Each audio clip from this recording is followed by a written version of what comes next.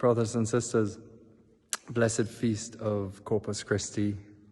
Today, many of you are celebrating Corpus Christi today, including myself here in Italy.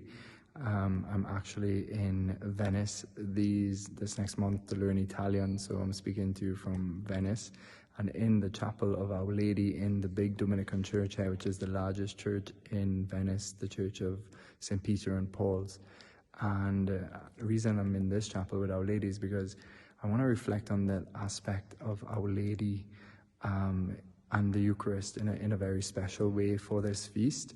And I also want to introduce to you a newly found Dominican that I just found who the church wants to canonize someday. So firstly, I read this morning by Father Martin Lucia a description of Our Lady and the Eucharist, that when we pray the rosary in front of Jesus, we pray with the heart of Mary. We pray with the Immaculate Heart, and that so she helps us to love Jesus with her heart. And so praying the rosary in Eucharistic adoration in front of the Eucharistic Lord is really to have Mary's heart and to enter deeply into Mary's company. And actually, there's a quote here by Father Giocondo, this Dominican that I just mentioned, and he said, "The Rosary of Mary is the best school for the Christian people, a school of the celestial wisdom that the Virgin herself opened to her children. Let us take our rosary beads in our hands. Let us meditate on the mysteries."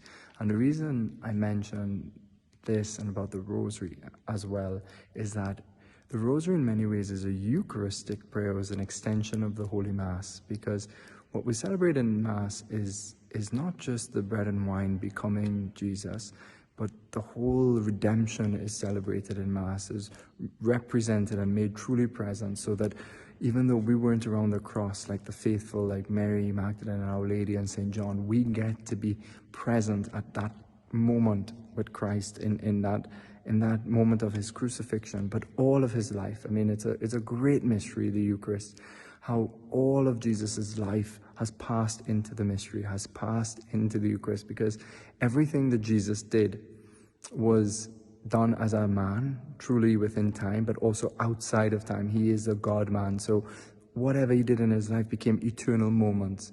And all of this is mysteriously stored up in himself and is present in the Eucharist in the most incredible way.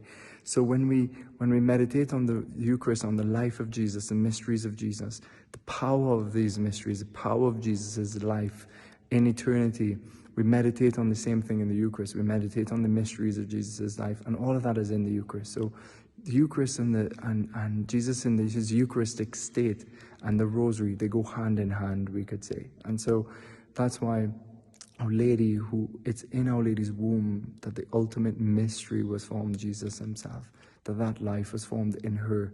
And she teaches us how to have that intimate life with Jesus Eucharist. And again, we could say so many things for this great feast of Corpus Christi. We are in our Novena to the Sacred Heart, and so the heart of Jesus in the Eucharist, as I mentioned a few days ago, burns with great love for us and wants to share with us the power of his Eucharistic states. In other words, all the events of his life stored up in his heart in the Eucharist. He wants to share that with us.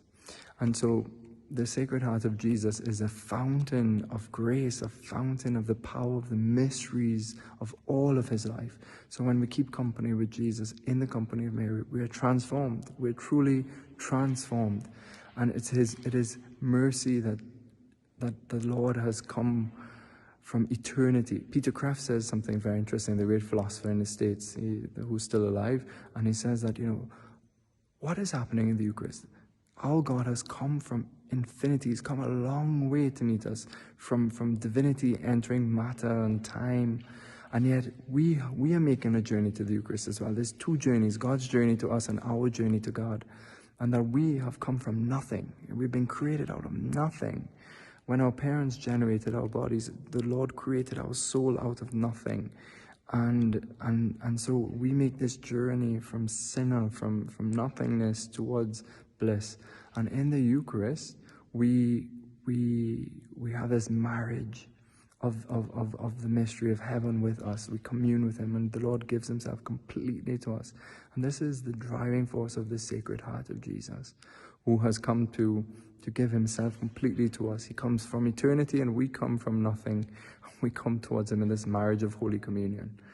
And so, turning now to the Dominican Father Giocondo, I'll just show you. You can see him there. He lived there in Venice, so his cause for canonization is very much present here in this church, where I'll be based the next month.